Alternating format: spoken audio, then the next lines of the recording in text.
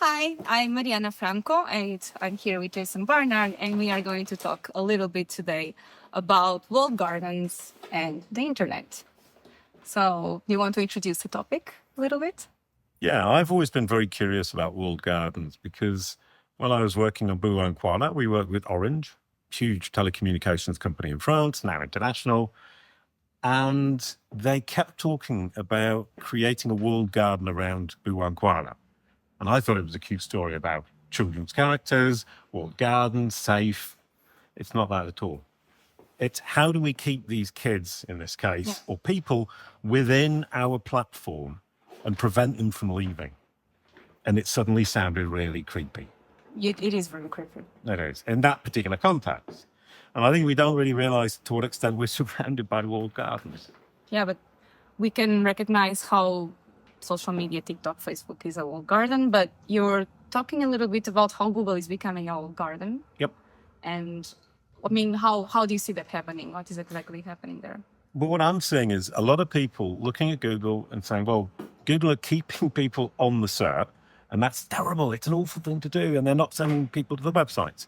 Google's just becoming a walled garden. And in every other context, people are perfectly happy with the walled garden. And YouTube keeps people going through video after video after video. The whole point of YouTube is to keep people engaged. Facebook, Twitter, TikTok, LinkedIn, all of these platforms. On your website, you get somebody on your website, you don't want to let them go. Yeah. We're all trying to create walled gardens, but Google's the bad guy. Google's a bad guy. Only Google or all the search engines? I think right now people don't see Bing as a bad guy. Okay. And we've got these illustrations of Bing and Google.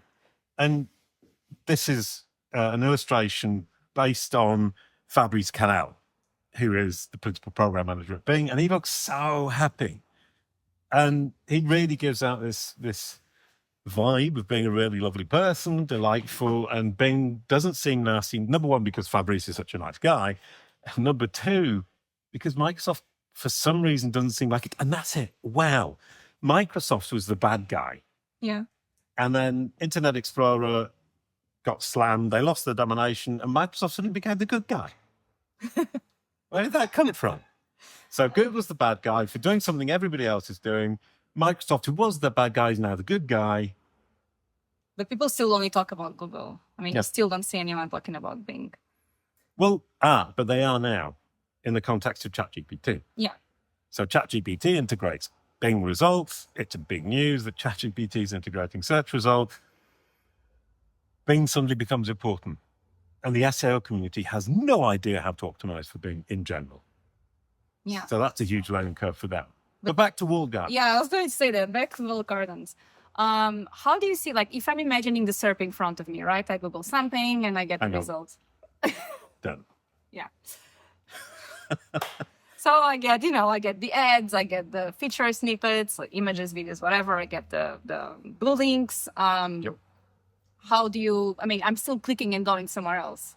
So how do you, I mean, I know what's in your head, but I'm curious to know your answer. Yeah, well, I think everything is relative in that with the blue links, you had to go to the website. And then they added other features like, for example, the feature snippet or the knowledge panel. Now they have videos where you click on the YouTube video and it opens up in the SERP. It doesn't even go to YouTube. It's, let's say, gone from 0% walled garden to 30% walled garden. Yeah. And we're all panicking. Yeah. But the future is ChatGPT with search integrated, where you're stuck in ChatGPT having the conversation with the machine. It is Google Learn About, where you're in a learning experience with the AI. That's a walled garden, and it's going to be completely walled. It's going to be as bad as, or as good as, or the same as Facebook, YouTube, Twitter, TikTok, and the others. That's where we're going. What do we do about it is a different question. But I mean, there are two things here, because you mentioned ChatGPT and Google, and these are different things, right? So if people initiate a conversation in ChatGPT, they cannot, let's say, buy something on ChatGPT. So, yeah, I know what's in your hand. Oh, sorry. I'm That's trying the to leave. time you said you know what. To leave you there on purpose, because I'm trying. Mind read that. You are not saying it, so I need to gently push you there. Oh, right. So about this whole shopping experience and everything, how do you see Google as a walled garden and how you see ChatGPT as a walled garden? Right. Right. Perplexity have launched products buying experience in Perplexity, which is huge news. That's thrown another huge rock in the pond, because if Perplexity can do it, ChatGPT will do it. ChatGPT do it. They're stepping on Google's toes. Google are trying to step on Amazon's toes. And now this sounds like a kind of round-robin dance competition, as all these engines try and figure out exactly how you can create the best possible walled garden that walks the person from the top of the funnel to the bottom of the funnel to the buying experience. And Fabrice Canal-Bean talks about the perfect click, where the person clicks on the link and goes straight to the website and buy. That's the perfect click, and that's what you want. Or is it? No, because now you're talking about 0 clicks and 1 click, right? So now you're talking about 0 clicks. So it's getting worse. The walled garden will then sell you the product. Yeah. Uh-oh.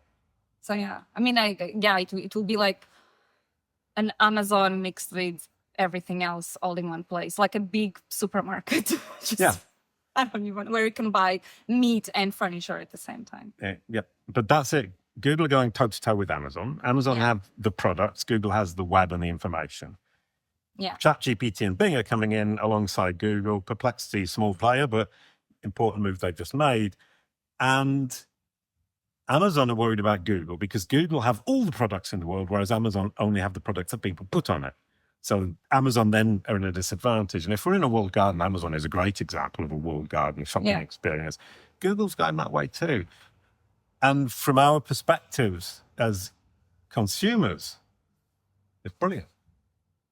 As marketers, it's super scary, because how on earth do we prove the value of the work we're doing to educate these machines and get ourselves into that funnel? But my personal opinion, that you know, is it's a real pity that marketers put on a marketing hat and say it's terrible, and then put on the user hat and says it's really good as a user experience. Yeah. I mean, as a user, I'm trying to imagine how the SERP looks like when this 0-click moment. Gazillion choices, super well organized. Yeah, I don't know. With generative AI guiding you to the solution that suits you. That's the thing. So what I imagine is, I Google something, right? And then I have the AI answer, whatever. And then I have featured images, I have videos. On the right, I will probably have a knowledge panel if there is one. And then I'll have products to buy, I can research, I can... it feels like all the intents are getting mixed there. You know what I'm saying? But isn't that what generative AI is about? It's about saying, this is what you're looking for, and this is what you currently asked for. This is where you're going, and we're going to guide you there, and we're going to help you get there, because you don't know what the follow-up question is, but it's going to suggest it. So it's actually driving the conversation. And when you talk about knowledge panels, love them. My fave. Knowledge panels are my number one top fave.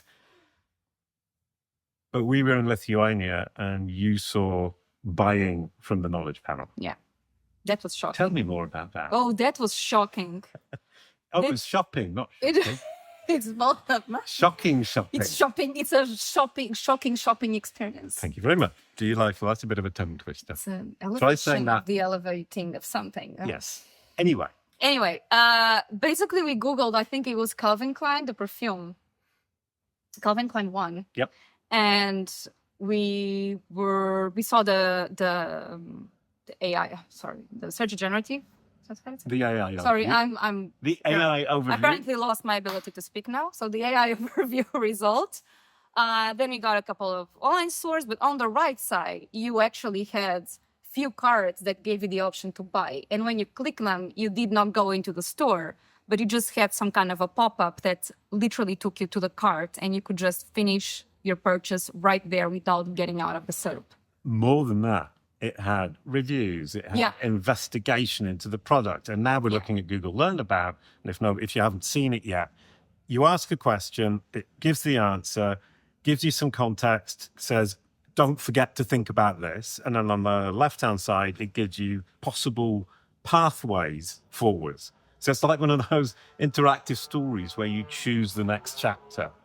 And when you think about that with a shopping experience integrated, that's 0-click, and it's a super well-closed walled garden.